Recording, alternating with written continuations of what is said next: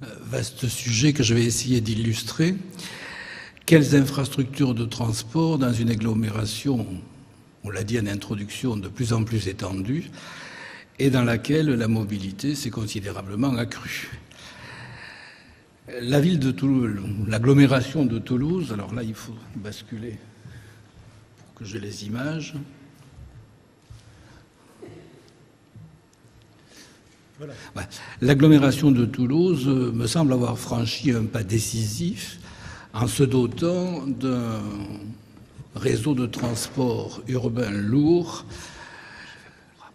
de façon un peu timide, je dirais, pour la ligne A, qui a été ouverte en 1993, mais de façon beaucoup plus audacieuse dans le XXIe siècle, comme en témoigne d'abord en 2003 le prolongement de la ligne A jusqu'à Balma-Gramont et surtout en juin dernier l'ouverture de la ligne B dont le tracé est un peu tortueux et nous reviendrons sur ce problème-là.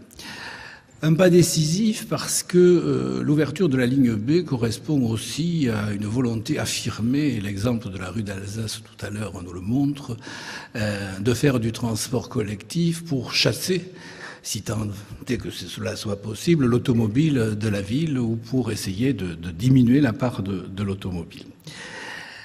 Alors, ce que je vais vous présenter, ça vient d'une réflexion qui a été engagée à la demande du syndicat mixte des transports collectifs de l'agglomération toulousaine, TICO, qui, à l'occasion du prolongement de la ligne A et à l'occasion de l'ouverture de la ligne B, a demandé à un certain nombre de géographes, d'architectes, d'urbanistes, de faire quelques publications. Alors, j'ai choisi de traiter de l'insertion de ces deux lignes de métro dans l'espace urbain, ce qui m'a amené à faire un petit retour en arrière, au fond, sur 2000 ans d'histoire, puisque les problèmes qu'on a essayé de résoudre avec ces infrastructures sont des problèmes dont je me suis aperçu qu'ils étaient très anciens. Mais je vais me limiter aux 60 dernières années. Et ce sont donc ces chapitres qui ont fait l'objet, si j'arrive à passer, d'une publication. Comment on évolue là-dessus, voilà. Toulouse, un métro pour changer de siècle, où j'ai essayé donc de résumer tout cela.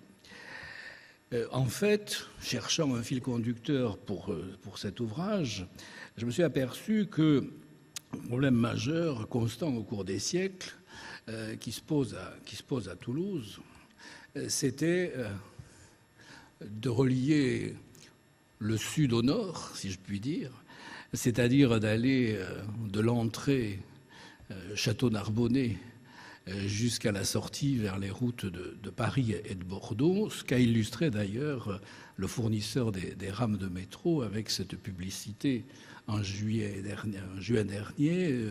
Avec le Val, Toulouse passe des relations est-ouest au dialogue nord-sud. Je pense que ce n'est pas inintéressant de voir les choses comme ça. Alors, quel est le défi qui était à relever?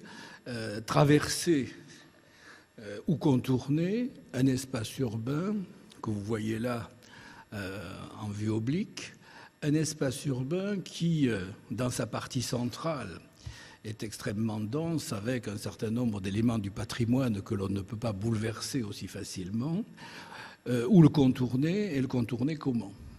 La question est extrêmement ancienne, au fond, depuis l'Antiquité et je dirais le Moyen-Âge. Difficulté pour traverser ou contourner cet espace urbain, d'autant que cet espace urbain n'a absolument pas été conçu pour être traversé ou contourné par la circulation automobile.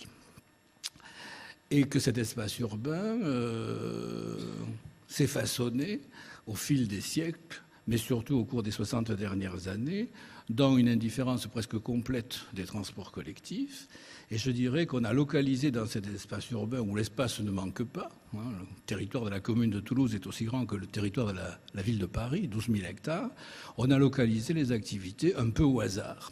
Ce qui explique, lorsqu'on a voulu recoudre tous ces morceaux avec une ligne de métro, le tracé un peu contourné de la ligne B du métro, où il faut Cantonette à la gare Sainte-Agne, ensuite aller faire un tour à Ampalo, revenir dans l'axe de la rue Saint-Michel, puis repartir, aller à Compense, etc.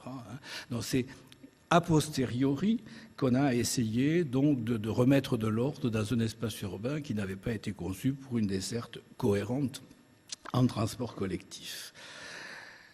Alors quand on regarde ce qui s'est passé au cours des 60 dernières années, au fond depuis le plan d'urbanisme de Nicot, 1947, qui a été adopté à la fin de 1947, on s'aperçoit qu'il y a trois époques, trois phases qui vont se marquer dans un certain nombre de photographies.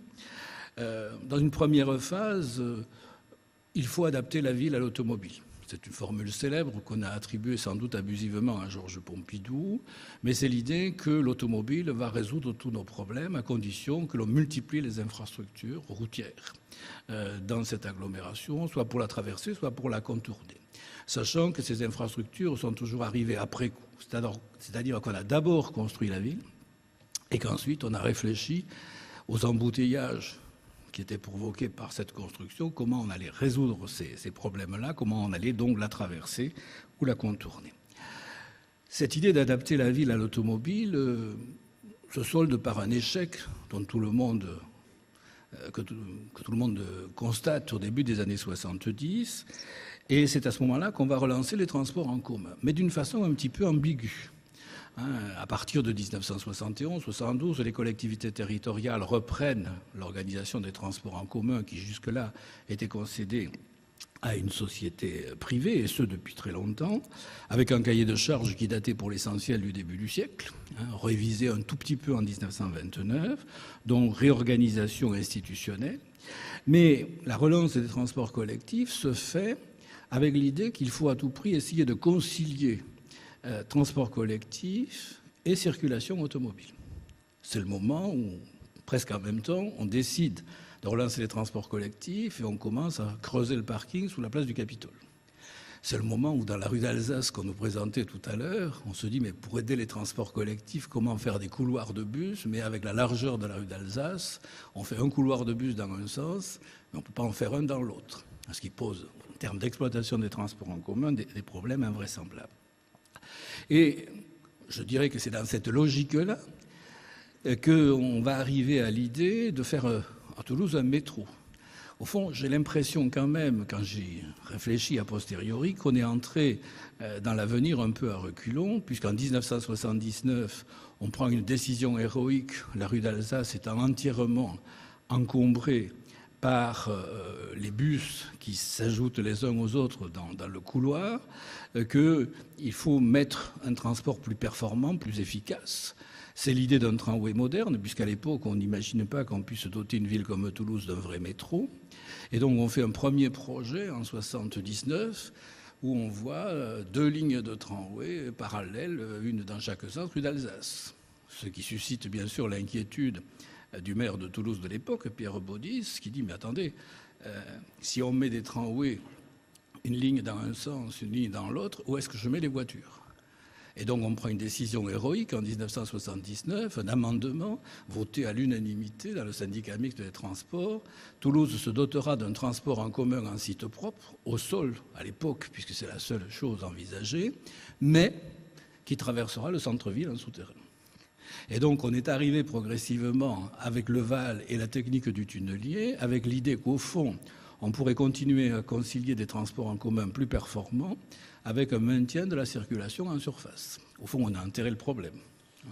Avec l'idée que, et ça se voyait d'ailleurs quand on interrogeait un certain nombre de responsables après la décision de construire le Val en 85 prise, transport en commun pourquoi ? Au fond, pour les autres, ça me permettra de mieux circuler et de mieux stationner dans cette ville.